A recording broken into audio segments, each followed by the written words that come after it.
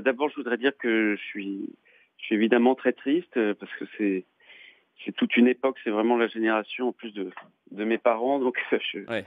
voilà, je suis inquiet aussi. Je me dis bon, j'ai pas, enfin voilà, j'aimerais bien que ces gens-là que j'adore soient tous indestructibles et immortels, mais là, c'est pas le cas. Mmh. Ouais, c'est Vous toute vous cette avez vous période des années 60 comme ça qui s'en va aussi, que ça fait un peu de peine. Voilà, qu'est-ce que je et peux vous dire? vous Moi, je suis devenu fan, il y a pas si longtemps que ça, en fait, je suis devenu vraiment fan. Bon, évidemment, j'appréciais Johnny et je connaissais, mais je l'ai peu vu quand j'étais enfant, contrairement à ce qu'on peut croire et tout ça. Donc pour moi, ça faisait un peu partie de la famille de cœur, si vous voulez, même si on se connaissait pas tant que ça, mais comme mes parents ont commencé à 20 ans aussi et qu'ils sont devenus connus très jeunes comme ça dans ces années 60 qui étaient assez merveilleuses. Il y a vraiment un partage comme ça de choses et de gens en commun de ces années-là qui font que moi je me sentais un petit peu de la famille. Mais voilà, ce que je voulais vous dire, c'est que moi je suis devenu fan, en tout cas il n'y a pas si longtemps que ça, quand ils ont fait Les Vieilles Canailles, si vous voulez, alors justement, je l'ai vous vu voilà, en vous avez concert. accompagné, Johnny Hallyday, Eddie Mitchell et votre père, donc Jacques Dutronc, lors du dernier concert, hein, des Vieilles Canailles Ouais, à Carcassonne, qui était en fait la dernière prestation sur scène de Johnny Hallyday. et oui, c'est vrai. Comment Ouais. comment était-ce en fait? Est-ce que finalement vous l'avez senti à l'époque, toujours, vaillant, toujours prêt, à chanter, à aller vers son public, ou déjà on pouvait sentir parce qu'on se souvient le redémarrage de cette tournée avait été un peu compliqué pour lui?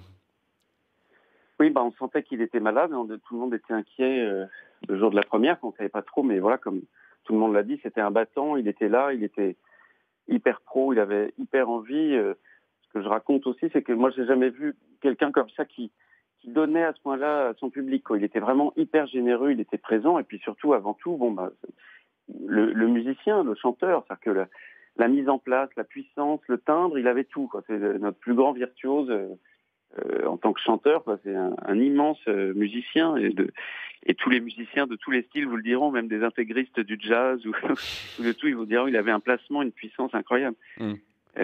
Donc ça, c'était extraordinaire. Il avait une envie comme ça. Cette générosité aussi, moi, qui m'a sidéré, c'est-à-dire qu'il donnait vraiment aux gens. C'était pas du flanc, quoi. Il faisait pas semblant de donner aux gens, de sourire aux gens. Il aimait vraiment les gens. Moi, je le sentais, ça, vraiment. Alors, j'espère que c'était pas une fausse impression, mais j'ai vraiment eu cette impression-là, comme avec aucun autre chanteur, vraiment de partage, de donner sur scène, et je trouvais ça vraiment extraordinaire. Et puis ça, voilà, sa maîtrise et le fait que dans son show, il vous retransportait dans les années 60, dans les années 70. C'est pas un chanteur de. En France, finalement, on a beaucoup de chanteurs de variété, mais lui, il incarnait aussi le rock'n'roll. Il incarnait les années 60 pour moi, mais aussi 70 dans ses shows. Et ça se sentait dans sa musique. Et ça, c'était vraiment un bonheur. C'était de la vraie musique, entre guillemets. Ça jouait vraiment sur scène. Il y Mmh. avait de la guitare, ça recréait comme s'il y avait un groupe un peu.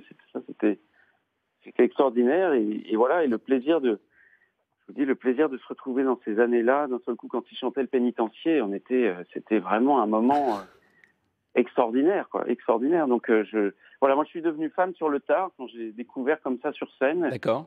Euh, et voilà. Et c'est vrai qu'en plus, de toute façon, il a fait des progrès tout au long de sa vie, même, ça paraît fou, hein, mais c'est vrai, il a tout le temps progressé en chant. À la fin de sa vie, finalement, il avait un timbre qui était incroyablement beau. Et J'ai eu la chance aussi une fois de faire une émission de télé avec lui, et ouais. j'avais été sidéré. Yarol, son guitariste, m'avait dit viens, tu veux répéter, machin. Je dis bah ouais, super, je viens.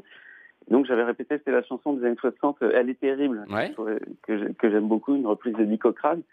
Et puis Johnny était là, il fumait sa gitane, il m'écoutait, et pourtant Dieu sait s'il est impressionnant et qu'il m'impressionne avec ses yeux bleus, tout ce qu'il a fait dans sa vie, son charme, c'est un immense personnage. Donc parfois il m'impressionnait énormément, et là il m'a mis à l'aise, je sais pas, juste par sa manière d'être, et j'ai répété comme ça. Après il m'a donné des conseils, mais tellement gentiment, sans aucune comparaison. Il y a souvent Mmh. entre chanteurs, c'est souvent un peu la guéguerre d'ego, de nombril, au-toi de là, de pousser du coup de l'autre pour avoir 5 secondes de plus de temps de parole à la télé. Bon, évidemment, il n'était pas du tout comme ça, Mmh.